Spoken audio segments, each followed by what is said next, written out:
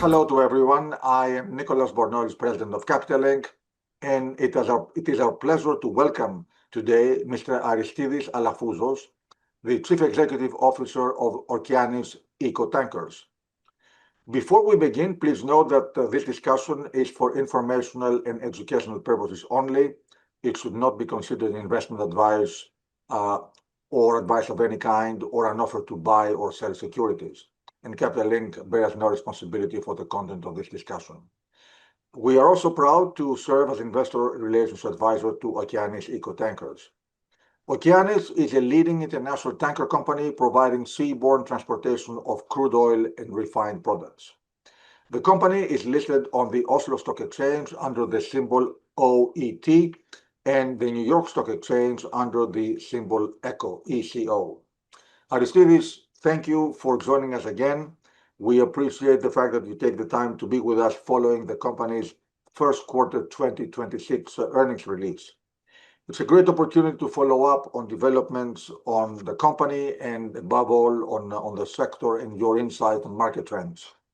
Our discussion will touch briefly on financial performance because these numbers have already been announced. We're going to focus more on sector outlook and company strategy. And I will begin with a quick question on the financial performance and the current market environment. Okeanis reported record first quarter earnings, included fleet-wide time charter equivalent of over $93,000 per day and adjusted EPS of $2.33 per share. What were the biggest drivers behind such a strong quarter, and how are you viewing the momentum into the second quarter? Thank you, Nicolas, first of all, for arranging this webcast and for your time and the question you just asked. So Q1, it seems like a long time ago already with how much has passed and how many things have happened with the war in Iran. So it's almost forgotten that Q1 was, especially prior to February 28th, was driven by real shipping fundamentals. And Q1 was a record quarter for us. It started, with a bang at the beginning of January with a huge VLCC consolidation that was led by a joint venture between Sinokor-Aponte in the acquisition of 90 ships, where now Sinokor controls over 150 VLCCs. And this rapid consolidation of an aggressive VLCC player put a lot of strength into the market because that specific owner and many other strong owners in the market were willing to push the market to levels that we haven't seen consistently in a long time. This strength, you could start feeling it from the end of the summer in August. I remember I was on vacation still, and I started to feel that itch that I need to get back to the office because the winter is coming. And it did come, and a lot of the fixtures that we got in Q1 were bookings done in Q4. And so the VLCC consolidation was an extremely important factor. On top of that, you had OPEC slowly increasing production after their cuts. You had Venezuela coming back into the normal market, where that was a really rapid shift from, one day where all the exports to Asia were using sanctioned vessels to the next, where Maduro left and the new government is in charge and sanctions have been lifted, where all the exports are done on the normal fleet. It's easy to see that you're substituting a cargo that none of the ships that, are in the normal fleet or the companies that you cover or we compete with can access to cargoes that we can. And that's a new cargo developed overnight. And also at that point, you had a bit more pressure by the US about Russian imports into India and Turkey predominantly. So you saw a bit of a shift, especially from the Indians, away from Russian barrels into more West African barrels, more AG barrels. And this incremental cargoes for the normal fleet was creating a lot of demand. So yeah, Q1 began and until the end of February with just great fundamentals and great strength, where, we were averaging 93,000, like you said, and just over 100,000 on the VLCCs. And towards the end of that quarter, that number was pushing up closer to the 200 mark. Not to the end of the quarter, sorry, until the war began, closer to the $200,000 a day mark. And then the war kicked off, where everything went berserk for a month and a half. And, you know, rates were wild for a decent period because there was a panic for charters to replace ships. There was a huge amount of replacement barrels being purchased from the Atlantic. There were very big shortfalls in how the fleet was distributed. And Aframaxes, which we don't own as an asset class, but they were earning $300,000-$400,000 a day for specific fixtures. We fixed multiple Suezmaxes over $300,000 a day. We're able to also to fix some VLCCs over $300,000 a day going into the end of Q1. Again, these were fixtures at the end of Q1, which are likely realized in Q2, which is why Q2 seems so much stronger. Today, the way we see the market is it's still fundamentally, it's still very strong in terms of TCE. We're at rates that are above, you know, the average of, we're at the average of Q4 and Q1. So historically, very, very high rates.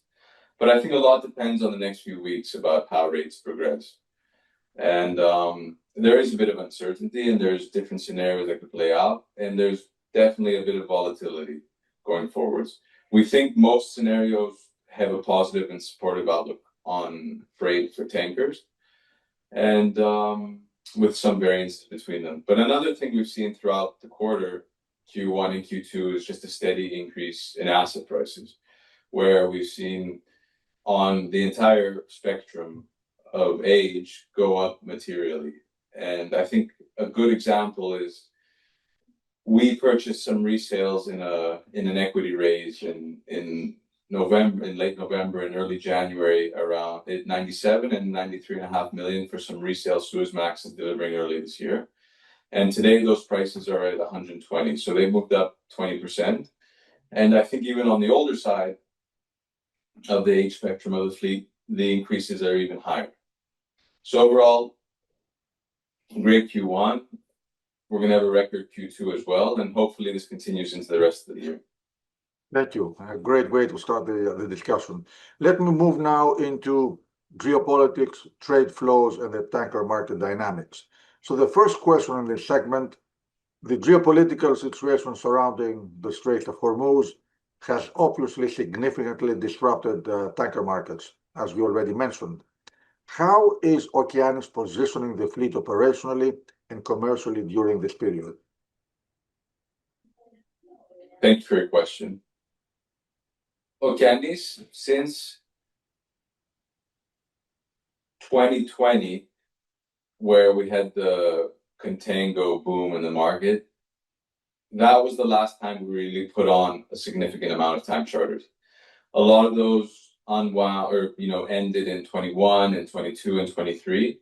And since then, the fleet has progressively become 100% spot trading. At the moment, we have one of our ships on time charter. We have a VLCC on TC for 1 year, or I guess now it's maybe about 10 months left at $90,000 a day net to us. And the rest of the fleet is trading in the spot market. So we have 7 VLCC spot. We have 8 Suezmaxes in the spot market, and we have 2 more Suezmaxes delivering, one next week and one in a month. I think that the fact that we're 100% spot focused has led us to be able to capture a lot of this disruption that happened. And if we had a higher TC rate where we had a balance of, let's say, 50% of our fleet on time charter, we wouldn't be able to have the results that we had in Q1 and Q2. Like, I think Q2 looks quite likely that we'll be able to have higher earnings than every previous year in our company's history in a single quarter. And that's something that shows the value of having spot exposure. Now, of course, markets are cyclical and asset values go up, time charter values go up and down. We don't think that this is the right time to take time charter exposure for the fleet, but we look at different opportunities over time and we assess the opportunities compared to where we think the spot market's going to be. In terms of positioning our fleet specifically, we have very we have certain ways we trade our ships. On the Suezmaxes, because we're Greek-based and the family has traded Aframaxes and Suezmaxes for almost 45 years, predominantly in Europe, we have very strong European or Western relationships. So we focus a lot of the Suezmaxes in the West, where the voyages are also shorter. It's easier to capture volatility on shorter voyages because they turn around faster. We have some niche markets that we enjoy. On the VLCCs over the different years, we've had different strategies. When the war started in Ukraine, we were very quick to try and capture the strength on the Aframaxes and Suezmaxes, where when the war in Ukraine started, the real benefactor of the market were the smaller crude sizes, which were being displaced from the Russian trade, and they were forced to do much longer voyages. So we were using our VLCCs to take 2 Suezmax cargoes from West Africa and deliver them into Europe, and we saw this as a clever way of repositioning our ships to the west, reducing the ballast that we have, and then fixing voyages from the west to the east and kind of optimizing our earnings. That worked well for a period. Later, when the clean market was very strong, and I think we discussed it on one of our previous calls, we were able to actually clean, I think, 7 of our VLCCs in Fujairah and load gas oil or kind of like diesel for a close counterparty of ours and deliver it into Europe. And again, this gave us another opportunity to find a backhaul into the West and optimize our earnings. And then as the market really found strength, we looked more at focusing on the Arabian Gulf voyages, where the voyages were a bit shorter. And again, we were able to capture more volatility as the market was going up by taking shorter voyages. Today, we're trying to focus and have a balance on making sure we capture the strength in the market, but we also want to make sure we don't fix all our ships on long voyages and have them disappear for 60, 80, 90 days and not have anything in position for when the Hormuz reopens, if the Hormuz reopens. Because the expectation from our side is that when the Hormuz reopens, we're going to see a real big spike in rates, and we want to make sure to be able to capture that. And unfortunately, one of the impacts that we've had in the VLCC market with the AG closing is that the average duration of a VLCC voyage has grown significantly. So you end up losing your ship for a much longer time, and you fix fewer voyages per year, so you're able to capture less of the volatility within the year. So the only downside to this and positioning ships to have some exposure to Hormuz is that on some vessels we may incur a bit more waiting. So we think that maybe a cost of $5,000 or $10,000 a day of a lower TCE on a specific one ship is worth it for the potential upside of a reopening that could earn $200,000 or $300,000 a day, while today the market is around 120, 115, 125, depending on the voyage you do.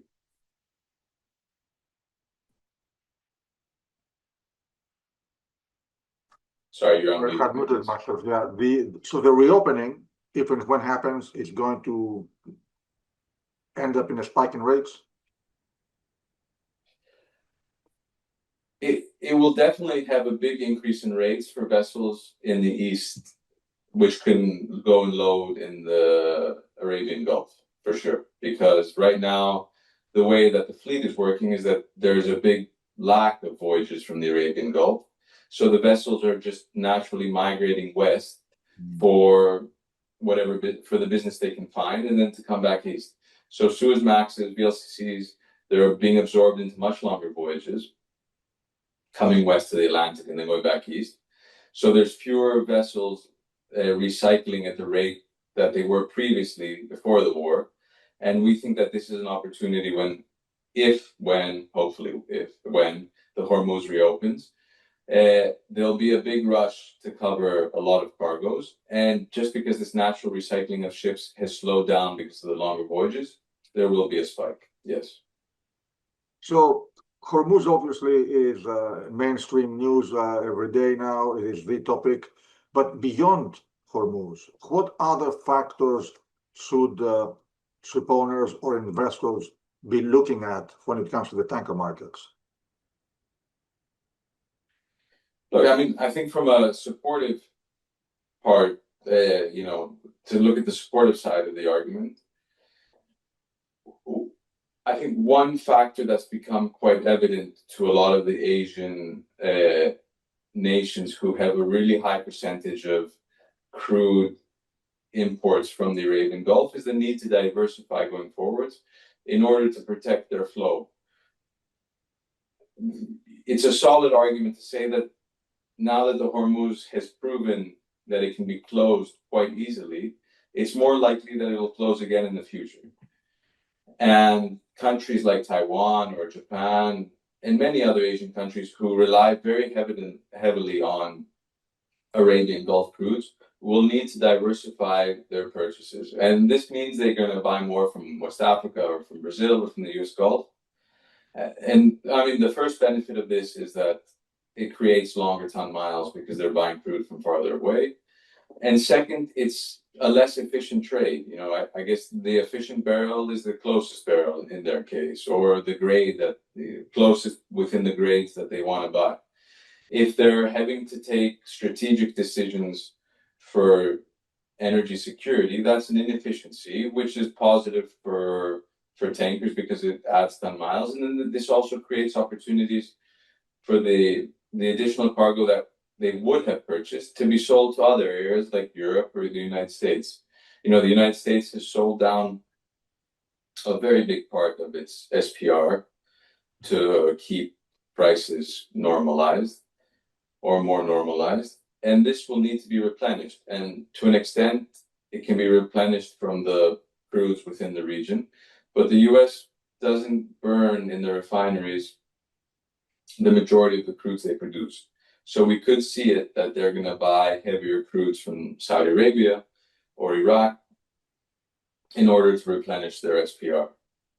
I think another potentially positive factor for tankers is that the way this is, I don't know when it comes, but if there's a deal at some point, it seems that the Iranian oil will come back to the normal market in some fashion.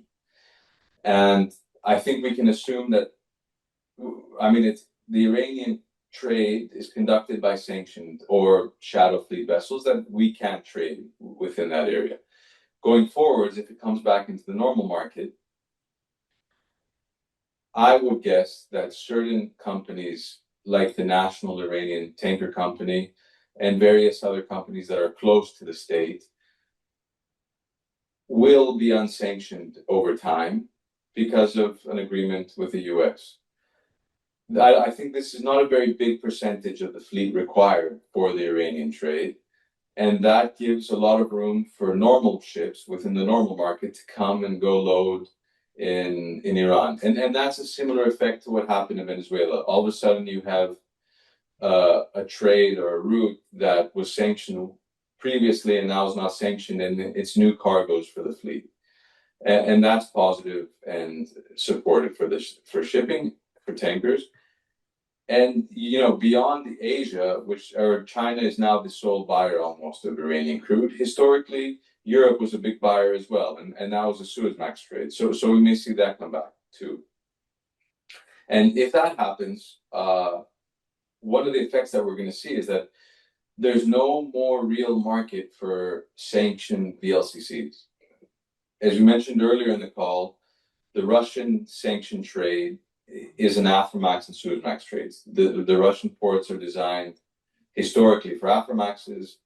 After the war started, it became a lot more comfortable loading Suezmaxes just for efficiency purposes. But you can't get VLCCs into the Black Sea, and you can't get VLCCs past the Danish Straits. So with Venezuela and Iran not being sanctioned anymore, all these sanctioned VLCCs, which are 20, 22, 25, 26 years old, don't really have much business. So maybe some remain for floating storage for Russian cargoes, but most of these ships will be removed from the market, and just like the Iranian fleet, the national Iranian fleet, which is also old, overaged, and under-maintained, they're going to have to renew their fleet. So I think it's a positive that we get rid of this issue of a lot of sanctioned VLCCs trading in the market, we also don't have the outlet of older ships being sold into the VLCC, into the sanctioned fleet. So we could also see higher scrapping going forwards potentially. Thank you very much. I mean, you put so much information into this. Let me try to regroup that and please correct me. So I understand from your very thorough reply, when it comes to the oil situation, we have changes in the supply of oil, and that has to do with, being supplying away from the Gulf, which means longer voyages for tankers. Then we also have changes in demand because we will have more restocking coming into play to replenish the inventories that have been drawn down. Then when it comes to the fleet, we have potentially a lifting of the sanctions for the gray fleet, and that will also affect the the profile of the tanker fleet in the market. So one more factor I'd like to put in: what about the UAE withdrawing from OPEC? How might this impact the trade routes, the supply of oil, and so on? Look, I mean, I don't have any expertise in energy or energy politics, so it's just my personal opinion. And I think the UAE obviously has quite a bit of spare production. I don't think that was the main driver at that point to leave OPEC, but it might have been internal politics about what the response they wanted towards Iran versus some of the other OPEC members. But I'm not the right person to ask about that. I'm just a simple shipping person. Okay, Aristidis, if I understand correctly, now when it comes to sanctions, eventually we could. I mean, we have already seen some lifting of sanctions from Venezuela. We might see lifting of sanctions for Iran when the situation improves. Are we likely to see lifting of sanctions on Russia? Will all that affect the supply of oil, and how? Well, I think when conflicts end, it's natural to assume that over time business normalizes. I think the impact of sanctions to the trade with Russia and the flow of oil is less important than what Europe decides to do about importing crude. So if Europe continues to stay away from Russian crude and Russian products, we're going to see the trading patterns be quite similar, that most Russian crude will flow to China, to India, maybe to some other Asian countries. But the real changes in the trading patterns and the flows, which will be negative to the market, will be seen if Europe starts to import Russian crude again. And then you have a huge reduction in ton miles, where Russia to Europe is a 15-day round voyage as opposed to Russia to India, which is a 45, 50-day round voyage. So many moving parts, obviously, continuously, but right now, I think all the moving parts, they put together a picture that is particularly favorable for the tanker market. So if I can move to another topic, the fleet profile. Can you give us your insight on, how does the fleet profile look today, the order book, the demand from charters, maybe for modern eco vessels? That's an area where you have a leading, position, lots of initiatives there. So how do you see the fleet profile evolving, and how would that affect the trade? Look, I mean, we're in a lucky position that we have a young fleet, and by young, what's the real benefit of having a young fleet today? The primary and the majority benefit is that you have lower consumptions on your ship. And lower consumptions means fewer costs. So if you're trading in the spot market, you have higher profits. And Okeanis is in a position that we're lucky to be in. I think that having a young fleet also has other benefits. You know, the ships comply more with the modern requirements. You have slightly lower OPEX. You're preferred by some charters. But overall, we're in a lucky position. I think one thing that we've really seen change over the past years is, I don't know, I don't even remember when it was, but there was a big turn towards green fuels and ammonia and all this, where our position as a small international owner of ships is that we don't take big bets on future fuels that don't have a financial incentive for us. So when we listed this company, we saw the value of the scrubber, and that as of January 1st, 2020, all ships would have to burn fuel that had a lower sulfur content, which was more expensive. And there was a system called scrubber that would allow you to burn higher sulfur, and there was a delta there. And because we were building new ships and retrofitting our old ones, we were able to capture that delta.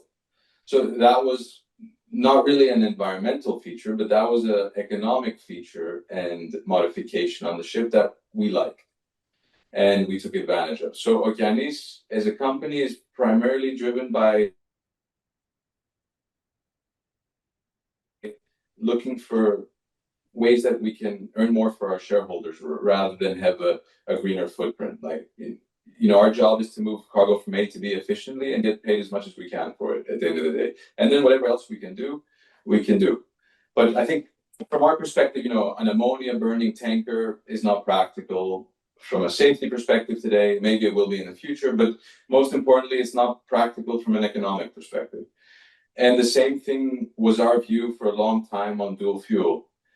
And I think this war really kind of cemented our view, and we have even more conviction that with what happened in Qatar with the LNG trains and their damage, might shift this expectation that the LNG market would be oversupplied for a long time into something where the LNG market is more balanced. And without an oversupplied LNG market, there will be no cheap LNG bunkers for dual fuel ships.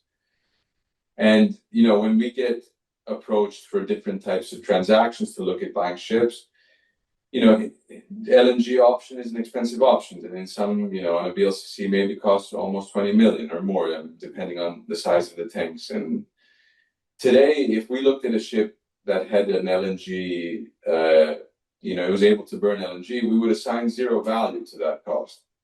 So we're very focused on where we think we can, you know, have our fleet to be able to earn as much money, and not just today, but in the period of the next where we trade the vessels. In terms of the fleet profile overall, and I'm sure that this is something you'll ask later, but we can cover it now. That, you know, the order book has really grown since Q1, since Christmas, let's say, where VLCCs and Suezmaxes are just, you know, they're slightly below 30% of the order book. And on a historical basis, this is a concerning percentage. So I think it's not as easy to just take decisions in the past where, you know, you had a very small order book and you were ordering a ship relatively cheaply, and you made a long-term bet that the order book is small, the ship delivers in 2 years, and it's a good price, so I can make money over the life of the asset. At this point today, asset prices are close to historical highs. The order book is quite large. So I think the market needs to be a little bit more cautious. And we see that owners generally order ships when the spot market is high, even though they deliver in 3 years, which is a bit of a paradox. But I mean, that's the more cautious part. But there's also a very strong case why these orders have been put in. And if we look at some of the graphs which we have in our quarterly presentations or in our IR material, in 2030, where like the current VLCC order book will have delivered, you have 27.5%, let's say, about a order book. And against that, you have 41% of the fleet over 20 years old. And 20 years old is usually today, you know, the end of the economic life of a ship in a normal market. And as we said earlier, there's a potential that the VLCC market doesn't have this black trade, gray trade anymore, and slowly all the barrels in the world become normal market. So these ships ending their economic life will have to be scrapped. So I think the age profile of the ship is so extreme due to the vessels that were delivered in 2009, 2010, 11, 12, that it can absorb a big part of the order book. But it's definitely a big number, and it needs to be a bit more careful.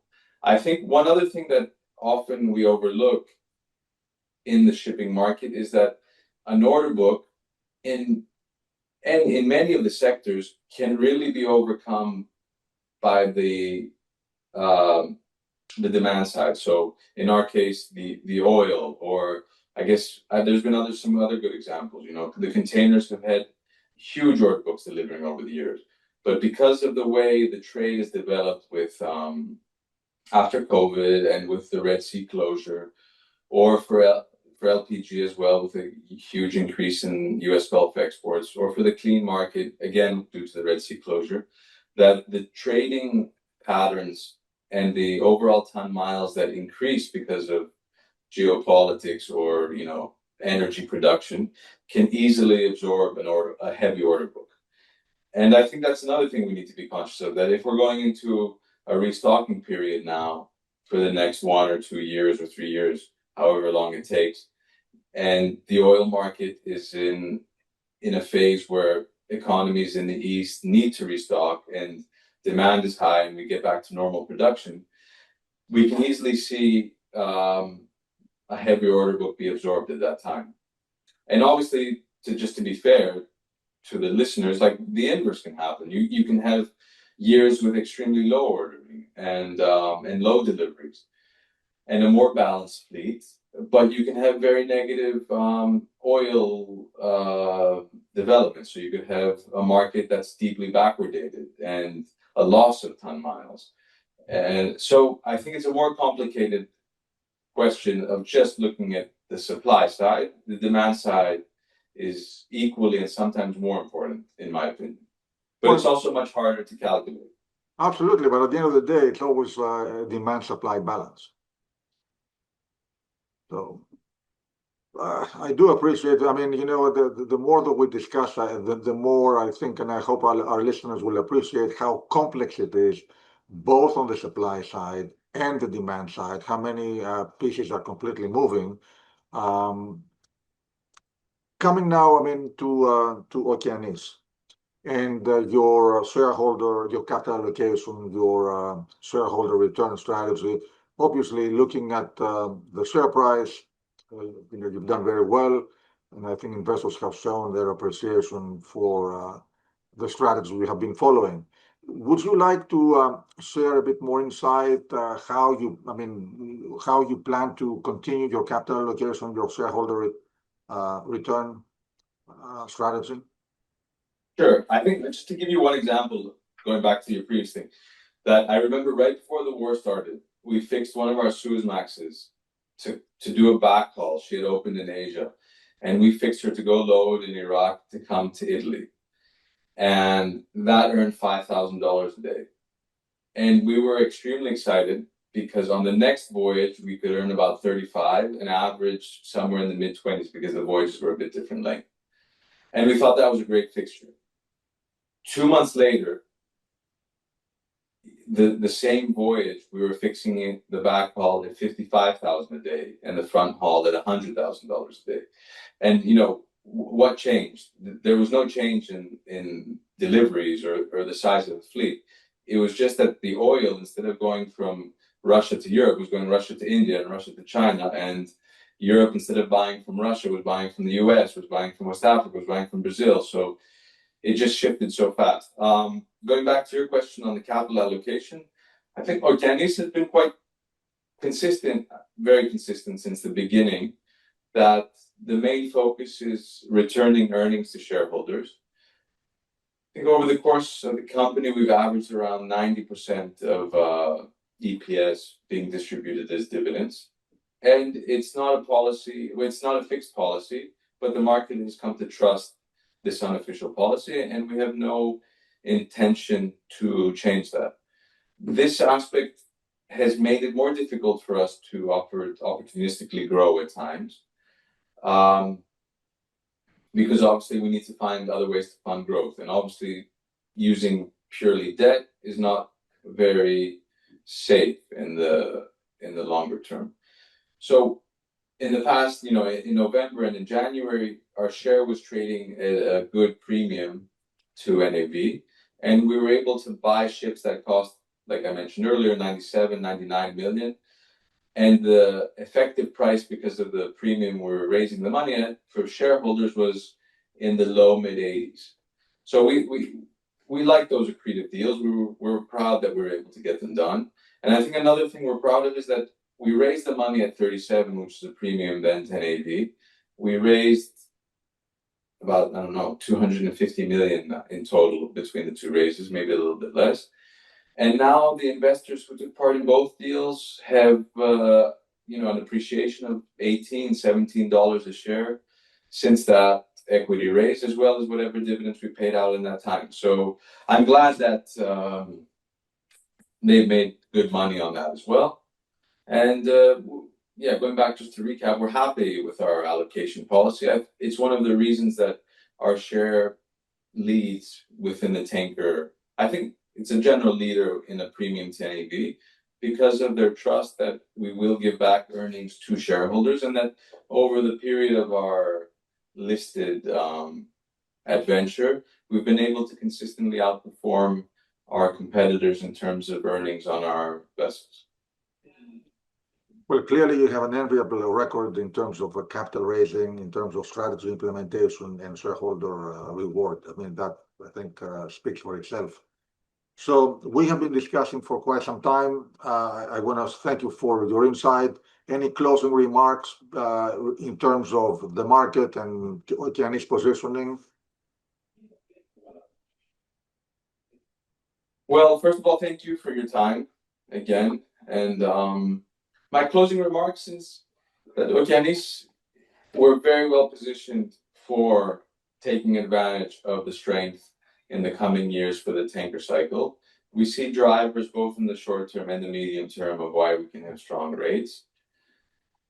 And we'll continue to do our job and be dedicated to outperforming and returning money to our shareholders. And, I think sometimes you complain to me that it's quite hard to get me on a call or to get me to come to a conference.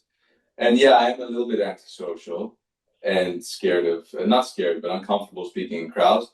But I also enjoy and want to do my job as best as I can here at the office. So being away and traveling, I'm farther away from, making the decisions, controlling things, and making sure we continue to outperform and do as best as we can. I still have to say, you hit it right there. I mean, you're running a company, it's a global company.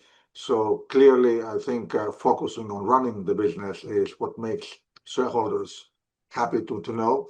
And at the same time, we do appreciate enormously having you with us.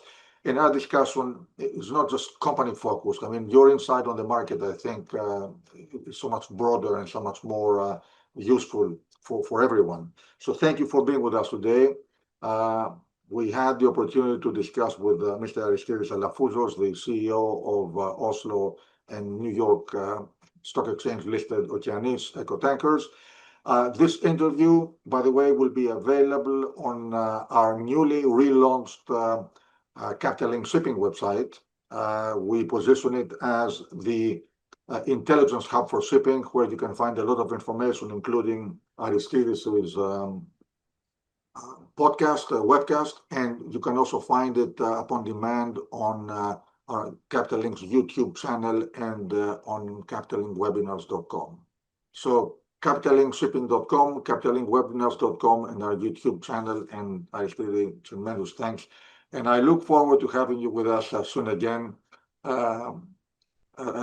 Will forgive me if sometimes I'm a little bit too persistent, not taking no for an answer, but you do have a lot to share with the industry and investors. So thank you for being with us. No, thank you. And hopefully in the next quarter, when we give back, I hope a quarterly dividend bigger than any other annual dividend we've given, I can come back on and we can say congratulations for that. Absolutely. And in the meantime, we have Posidonia ahead of us, so we'll be seeing each other there. Okay. Looking forward to it. Bye-bye.